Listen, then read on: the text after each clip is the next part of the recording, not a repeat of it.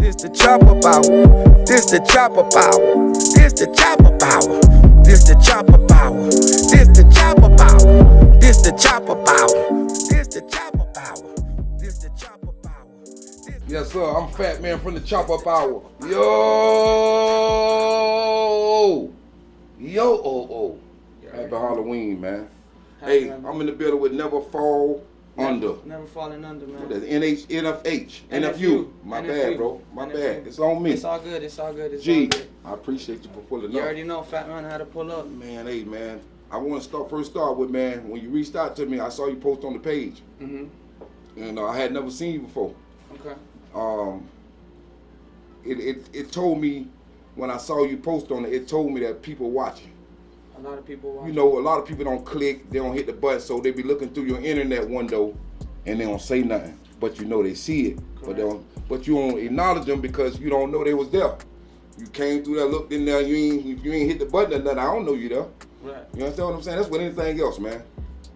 But I'm gonna start here, man. Where you from originally though? So I was originally born and raised in Miami, Florida. Mm-hmm. I lived a lot of different places, but most of my life, Miami, Florida. Like Dade County, anywhere from the bottom to the top of the map. Okay. I also lived in Orlando for a while. Right. But most of my life, born and raised in Miami, Florida, Dade County. Soldier, you know. I do it. I saw you content, man. I like that video. I saw you was in front of the what it was, a Corvette, the white cars, Tesla, and all that. That was dope. The Rolls Royce. That was dope. Boy. I see you get turned up, boy. That's lit, man. Yeah. Yeah, I saw that. Enjoyed that, man. Really did, man. Let me ask you. I know you got some AR work. You do some AR work with Rock Nation, also your own, right? Correct. What's the name of your AR company? So I have Neverfallenunder Entertainment, okay, and I have Neverfallenunder Studios. Neverfallenunder Studios is like a music hub, and Neverfallenunder Entertainment is a label I started for artists to have more profitability and ownership of their greatness. And I just help a lot of people just create as well. So if maybe I manage them and help them elevate their career with, you know, the executive work. Okay. But I'm even, you know, going on tour with them, helping them in the studio. Okay. Helping with songwriting, doing consultations, and like just getting one-on-one with the artists, and then working with a lot of major labels, a lot of indie labels. And I feel that, you know, the executive work gave me another love for music. Because, you know, it's one thing to do it for yourself, but if you could do it for others and you could do it greatly, that's something that, you know, people really don't understand. That's the true greatness behind what I do. Hey, when I saw you post something like that in that particular way you worded it just now, right? I loved that about when you said that. You say you like to help. Of course. You like to put somebody else ahead of yourself to create other greatness. Correct. That's my purpose. That's my greater purpose. Like, I found out even through making music and, you know, doing different things with businesses that my real purpose is to help others. I can help myself as much as I can, but if I don't help others, how great am I for real? Hey, man, I listened to this guy named Earl Nightingale from the 1940s. He got this mantra I listen to every day. I'm going to send it to you. Okay. And he back in 1940s, he's dead and gone. But that's what he spoke about most of the time in his mantra. Empowering other people.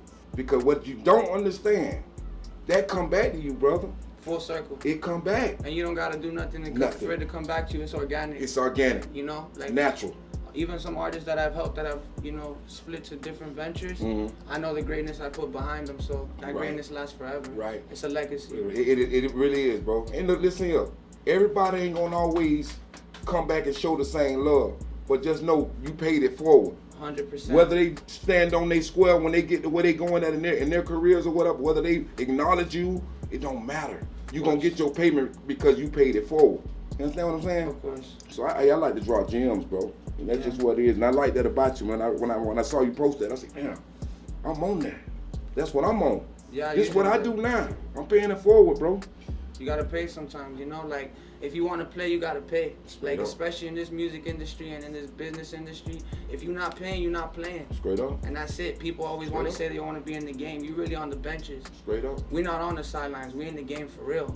I don't gotta tell coach to put me in the track, put me in the game. we making the game. You know what I'm saying? You build it yourself. So you dictate what you want from your greatness. Yes, sir. But me, I give my 24/7 on this. I live this, I breathe this. Straight up. There ain't no 9 to 5.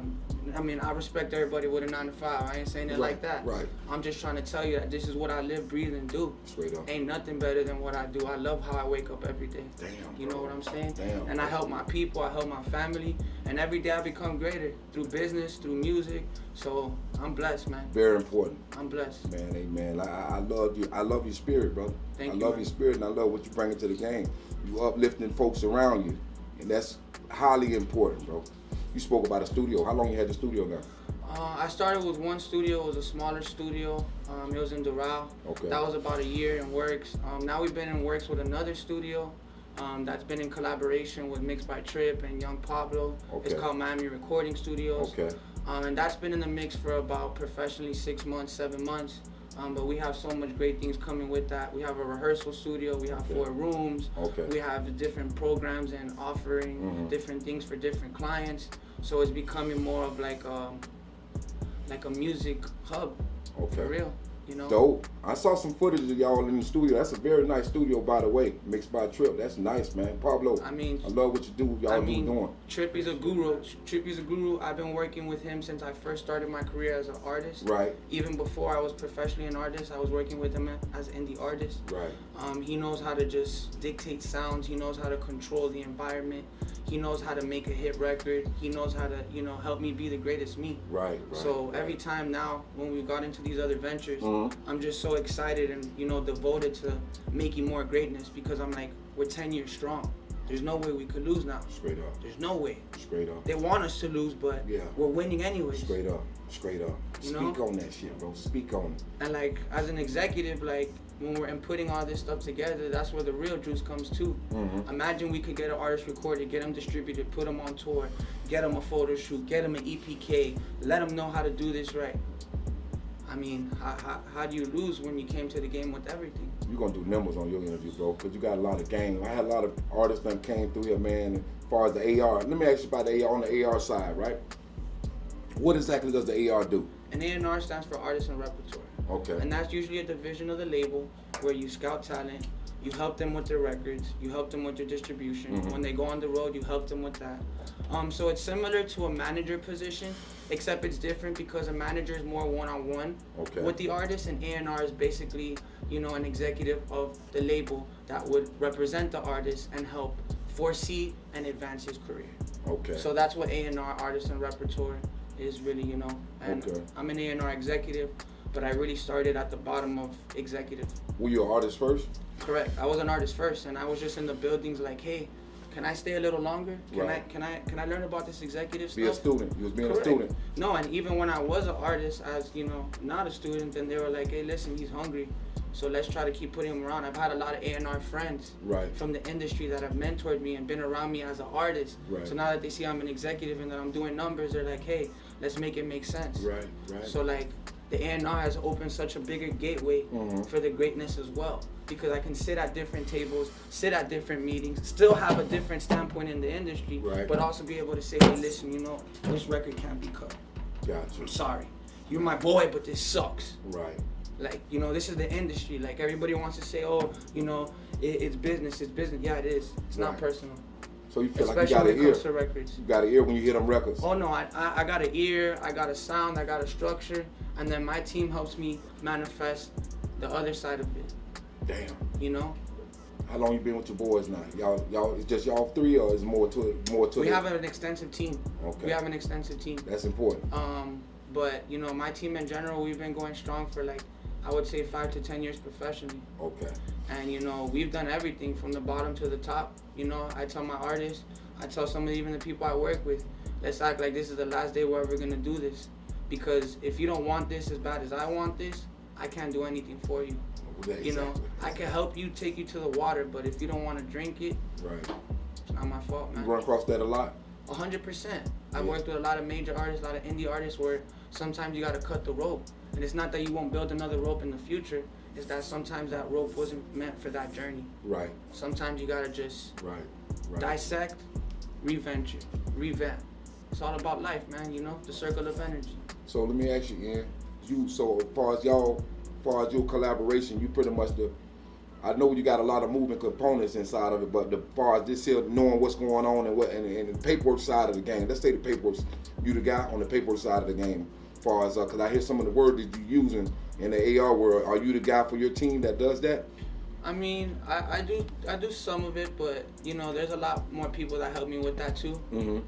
Because legally, I know a lot, and I'm very, you know, proficient, but I like to always have the legal side of things in the background, just to be safe, you know. Hey, that's biblical what you said. But yeah, I do help out, and you know, I like to be in every part of the process, man. Like, if I have to sit back and listen to records, or like I said, even if I have to go on the road with artists, I'll go to Atlanta with them, I'll go with them to Orlando, I'll take them to the best studios, I'll take them to the best producers, you know, hey, listen, this is how we gotta do it, hey, you need some songwriters, let's connect the dots. I'm basically like the machine, you know, behind the whole, you know, situation. Hey, man. How did you come up with the name NFU? So, truthfully, it started as a different meaning. It started as something else. But one of my friends passed away, so I started the legacy with NFU because of him. And then I made it into an artist standpoint. I did it in a dancing standpoint. Transitioned it now to an executive standpoint. But NFU basically is just Neverfallenunder my whole life, you know. They wanted me to fall, and I could never fall under.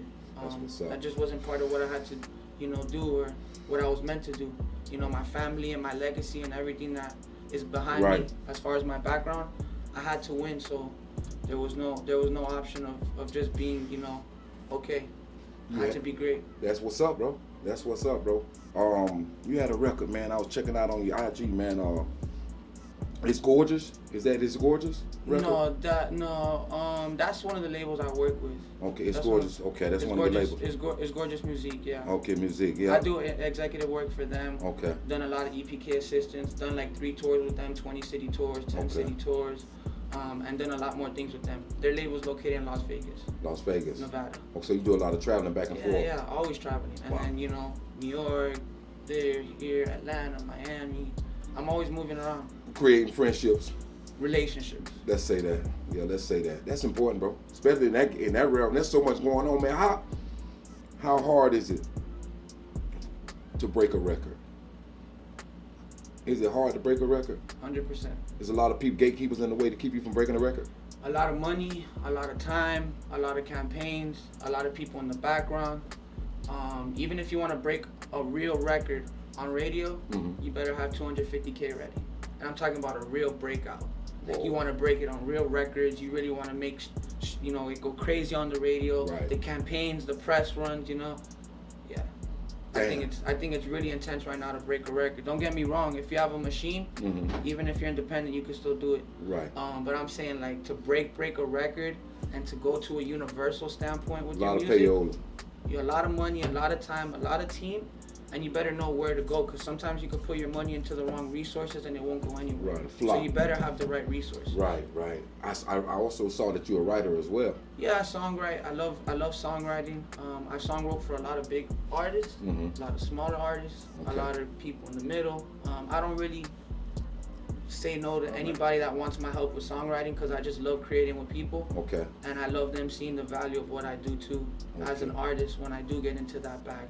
As a rapper, you dabble a little bit in the R&B side of it too? I mean, I've done a lot of genres. I've done Spanish, I've done R&B. Spanish not as much, but R&B and hip-hop and pop.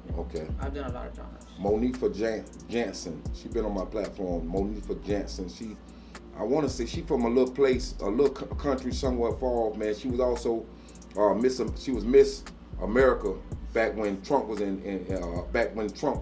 was screaming, grab him by the pussy.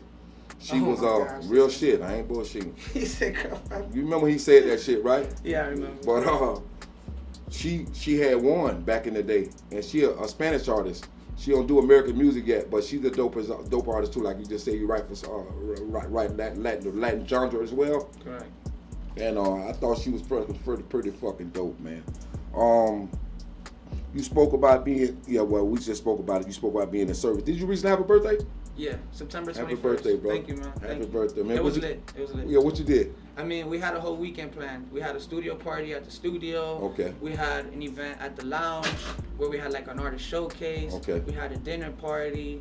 We went to a couple venues. Like it was. How many people? Yeah, how many people came out? I don't know, but I kept looking at the VIP and it was full. Yeah. And I kept seeing every event and, seeing all the love and support. It was real genuine, man. I really was happy. Like, it was probably one of the best birthdays I've had in my whole career because I just saw all the genuine love and support. Mm-hmm. And even, like, people that made it happen, like, allowing me to use their venues and setting things up for me. Like, that's... Getting the performance came through? I'm sorry? Any people perform for you? Yeah. We actually had a big performance night on Saturday at Vice Miami. Okay. I know the owner. Young Pablo performed. We had like a lot of other big artists. Melanie, Maine Laveau. We had a lot of different artists. How old did you turn, man? I was turning 27. 27? Yeah, I thought you would say 23 or some shit. You look a lot younger than 27, brother. I get that a lot, though. You came here today with something, man. You got an energy on you, brother, that I really like a lot, brother. And a lot of them that came through here, no knock against nobody that been through here, man. But a lot of them ain't connected to something, man. And I can see something over you, brother, that you're connected to something. And most important, you spoke about helping people. That's important to me. So I understand totally. What's your latest project? What you got you working on right now? As far as projects, I've been slowing it a little bit down. As far as with the projects, but I've been working on a lot of new projects with Mixed by Trip. Okay. At Miami Recording Studios, I've been working on a lot of new projects with the real Young Pablo. Okay. I've been working with a lot of different artists from out of our jurisdiction, so Right. from New York and LA. I can't really say about a couple of those other big names. Gotcha. But yeah, I've been working with a lot of people, man. I've been staying consistent.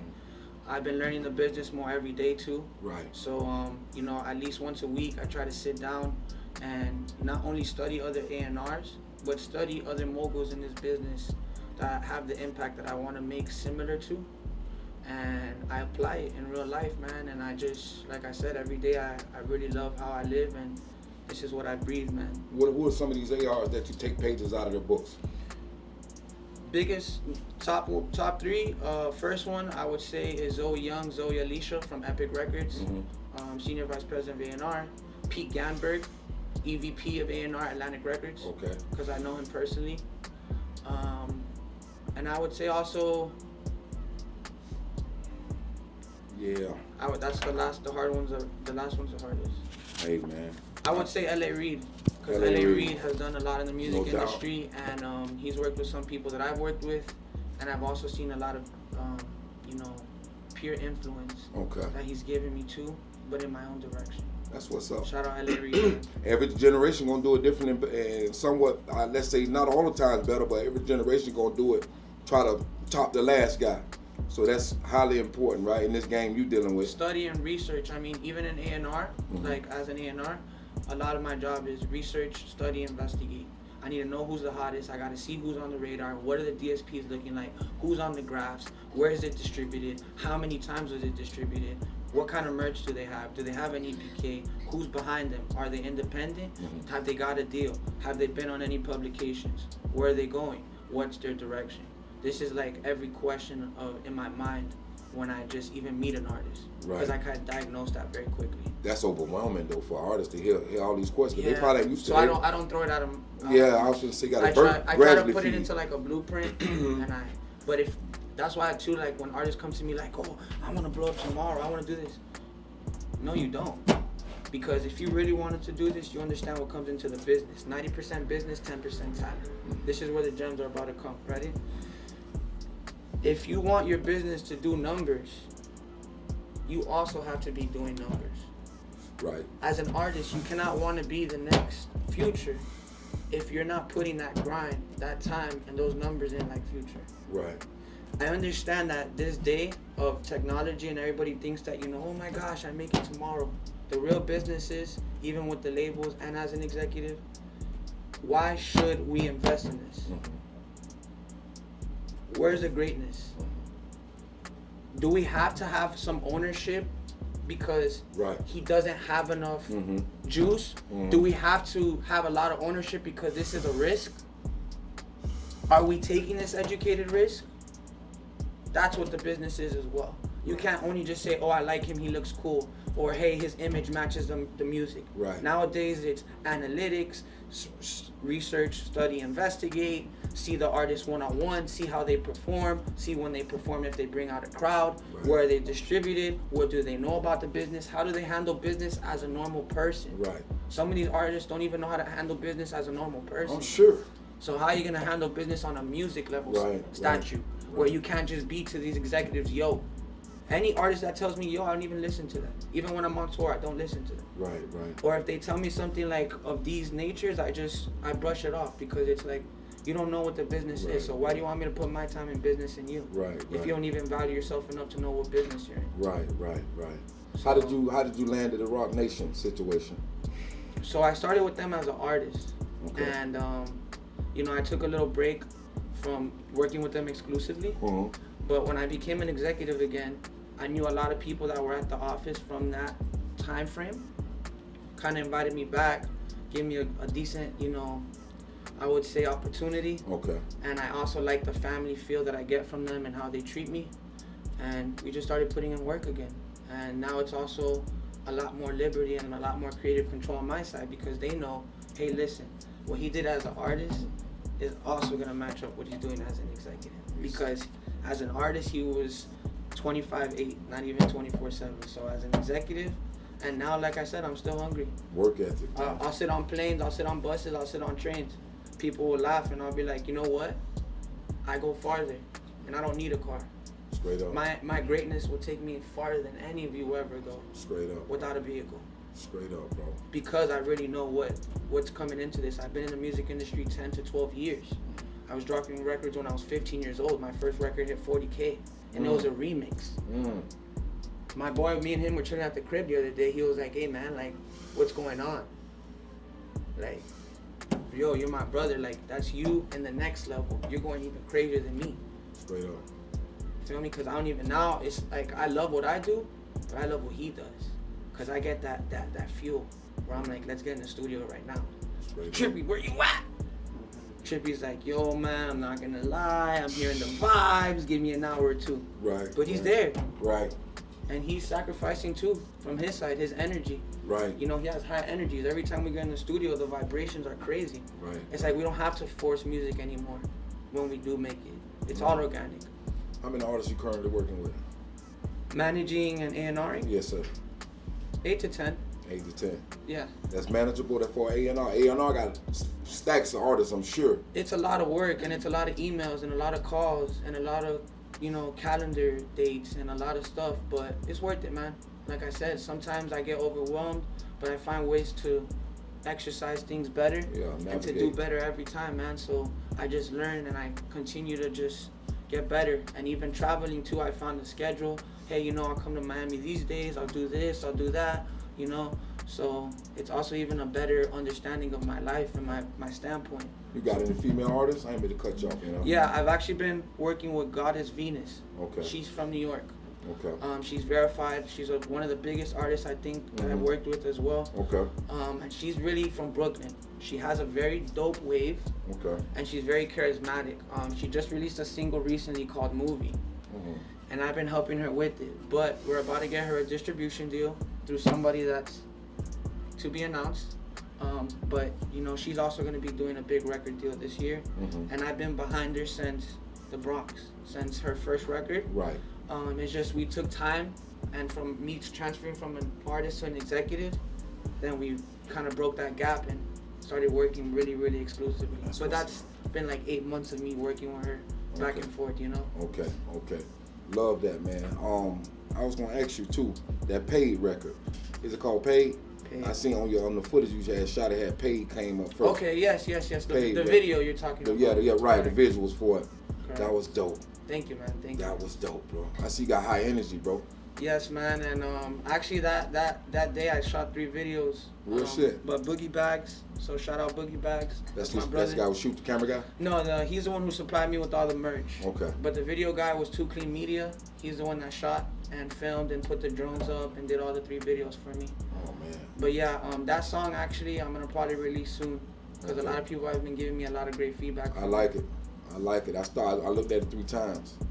I normally don't do that. I go normally just scroll through and take a look at something, but that video jumped out at me for whatever fucking reason. It just jumped out at me, bro. Thank you, bro. NFU in the building with the chop up hour. Bow! Bow! Oh Chop it up. God, I just got shot. Bow! Oh my God, he trying to finish me, man. This nigga a sniper, man. Yo, Trippy Pablo, we in the building, man. Straight up, man. Hey, well, tell the people one more thing. Lay it on them, man, before we get out of here, man. Real quick, I know an artist might want to hear this question asked. Because I had JD the Gotti on here. He was a former artist of Boosie, Lil Boosie, JD the Gotti. Okay, yeah, at the end of the time. Okay, he spoke about some deal he had with Boosie. What are the different how many different deals would a label offer? I know you got distribution. I know you got I don't know how it works. Give us a quick rundown of the things that they normally offer. So you have distribution deals. Okay. You have publishing deals. Mm-hmm. You have licensing deals. You have 360 deals. You have JV deals. Some deals where you might have a partnership. Okay. So there's different terms when it comes to partnership. You know, you will have more ownership and you're actually in partnered with the label. Right. And then you have some deals that are given for just records or for just projects. Okay. So for instance, there could be a situation where we just do a single deal. But because we believe in that single so much, the track record after that single will then determine if that record deal gets extensified. Okay. But that's on that scenario. Then the different scenarios, just for the distribution, it can be through regular record labels, it could be through indies, and same thing for publishing. But publishing also will come from a lot of companies that do music licensing, and royalties and stuff like that. Right. And so funny you said this, right? Like with them deals, like you see recently Snoop just got all his catalog back recently. Correct. He spent a ton of money to get his fucking catalog back. Why is it? Well, I ain't gonna say why, because I know why, because they want to take all the money. I get that. But when most artists, even Michael Jackson went through it. Well, these people literally own your shit. I don't understand how artists at this day and age keep getting caught up in that fucking rat race. You know what I'm saying? You got kids back here, and they gonna have kids. Don't you want some type of generational wealth for the people that come up behind you? Because you're gonna die one day. But you want this catalog to continue to feed the legacy. Exactly. How could an artist stay away from that? I don't know if this is a game that I'm asking you for right now that you don't want to share. I'll share. Because hey, we want to hear. How does this happen? And what should an artist do to keep himself from getting caught up in something like that? Yeah, have a catalog first of all. Okay. Have an electronic press kit, an EPK. People are like, "What's EPK?" Do your research. Electronic press kit.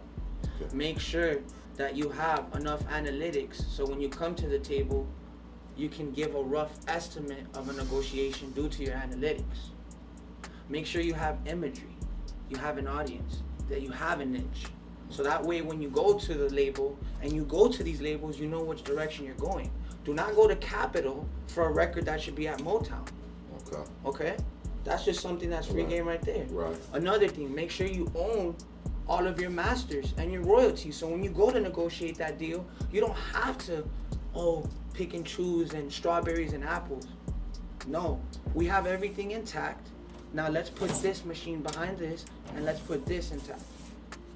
Instead of doing that whole full circle where then you have to owe somebody something or you got to work it off.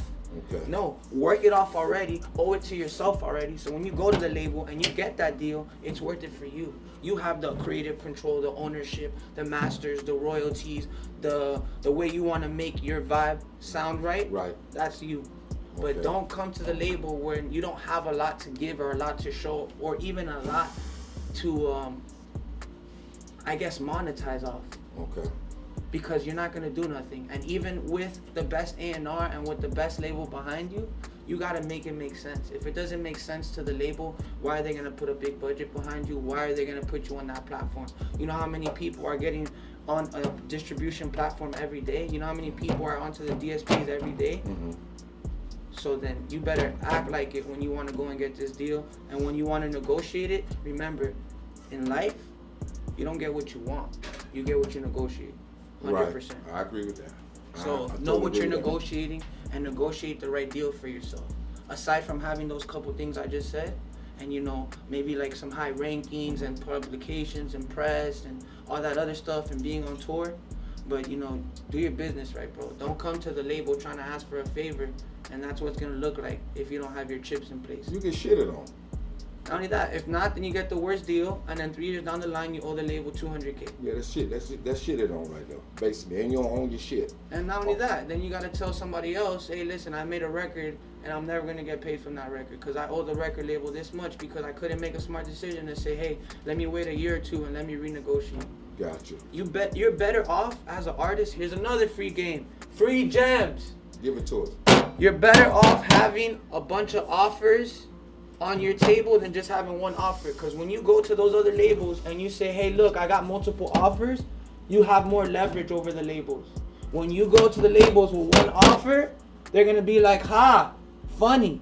But you got 5 to 10 offers, you go to the label, I'm telling you right now, you probably monetize your whole situation better, get a whole better deal, and just because you were able to shop around, have your own leverage, bro. Don't let them say, oh, just because this one label wanted me. Well, I got 5 labels and they're all offering this, so meet me halfway. Right. And I still got the ownership, and I got the catalog. Let's go. Right. Wow. Man, you dropping a lot of shit in here today, man. Let me check. I thought it was about to shit it on the floor, man. You dropping so much shit in this bitch today, I'm trying bro. to tell you, bro, like, Boy, you dropping a lot of shit in this Yo. bitch, man. Boy, y'all better listen. what? Y'all better listen, man. Whoa, shit. Telling you, man. I'm giving y'all shit y'all can grow on, man. And you the first one I had through here, man. On the AR shit, that's giving them game and understanding how important is it to be independent. Do you agree with independence? Independent artists. I do agree with independence. I agree with independence and being an independent artist, especially if you know the business and you know what you're doing and you have a good team. Mm-hmm. Be independent, and be independent enough until it makes sense for you not to be independent. Right. But make sure you have a team, make sure you have a machine, make sure you somewhat know what you're doing, make sure that you don't have to fund everything yourself. Right. If anything, find an investor, you know, foresee. But, you know, make sure, like, as an independent artist, you understand too that there's certain things that you're gonna have to jump over because of the difference. Right, because you ain't got those, you're not in those crowds where those people that actually can connect the dots like that. Correct. So you're gonna have to do a little bit more footwork. You're gonna have to do a little bit more street work, but you'll get there too. That's a beautiful thing. Man, bro, I don't even know. Hey, I saw you had a billboard recently, man. Where you put that billboard up at? Oh, that was in Atlanta. That was in Atlanta? That was in Atlanta, but I had one in Miami and Orlando too. They expensive? I mean, $2 or $3 grand? when you're working hard, nothing's really expensive. I get it. But I get it. you know, Right. everything's an investment. That's how I see it. No doubt about it. How long they run that for? Like a month? It depends. You could do different campaigns. It depends on the campaign you want to do. Building campaign. Yeah. I thought about it. I did. Whenever you're ready, let's do it. For sure.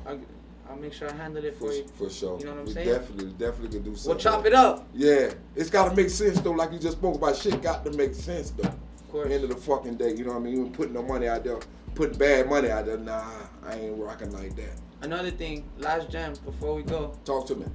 Artists. Shout out to who that? 954.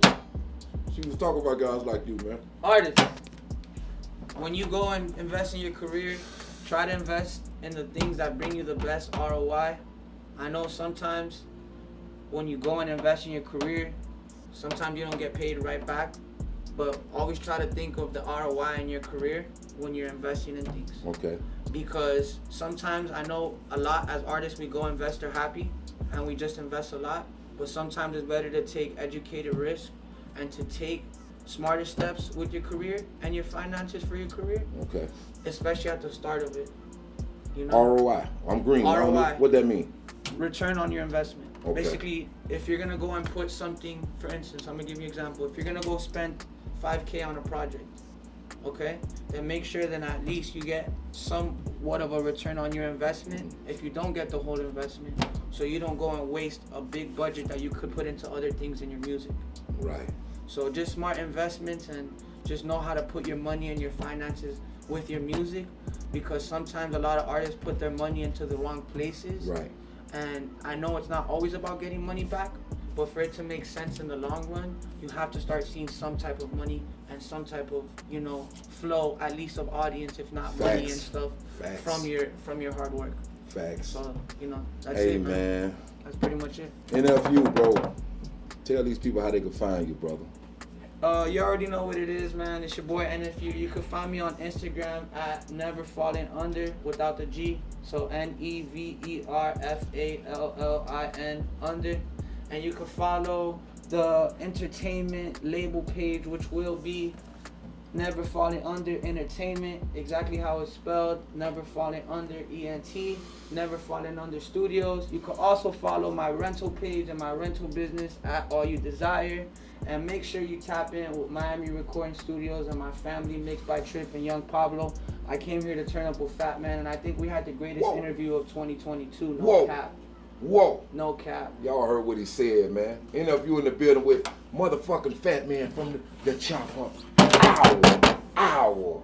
I know they heard that reverb, man. That was natural reverb too. This the chopper power. This the chopper power. This the chopper power.